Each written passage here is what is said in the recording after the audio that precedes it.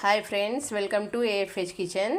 చాలామంది ఈ జనరేషన్లో మోకాళ్ళ కింద నుంచి రాత్రిపూట్ల పనుకున్నప్పుడు కాళ్ళు పట్టేయడము, దానివల్ల విపరీతమైన నొప్పి రావడము, నిద్ర లేకపోవడం ఇలాంటి చాలా వరకు వస్తున్నాయండి. అవి ఏమేమి చేసినా చాలా మందికి తగ్గవు. చాలామంది అయితే నేను ఉర్లగడ్డలు ఎక్కువ తిని నొప్పులు వస్తాయి, పనసపండు తిన్నప్పుడు ఎక్కువగా నొప్పి వస్తుంది, ఇలాంటివంతా చాలా బాధపడుతుంటారు. ఇలాంటి వాటికి చెక్ పెడదామండి.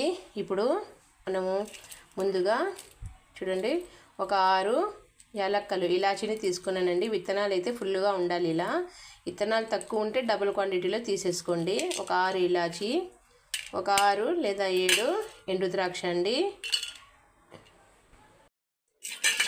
మనం రెండింటిని మామూలుగా నొప్పులు శరీరంలో ఎక్కడున్నా కానివ్వండి, వీటిని రెండింటిని కలిపి బాగా నమిలేయాలండి. నమిలేసి మనము వేడి నీళ్ళు, ఒక గ్లాస్ వేడి నీళ్ళు, మీరు ఎంత వేడి తట్టుకుంటారో అంత వేడిగా ఆ వాటర్ని అయితే తీసేసుకోవాలండి. ఇది బాగా నమిలి మింగేయాలి. మింగేసిన తర్వాత ఒక గ్లాస్ వేడి నీళ్ళు తాగేసుకొని తాగి కొంచెం సేపు కూర్చోవాలండి.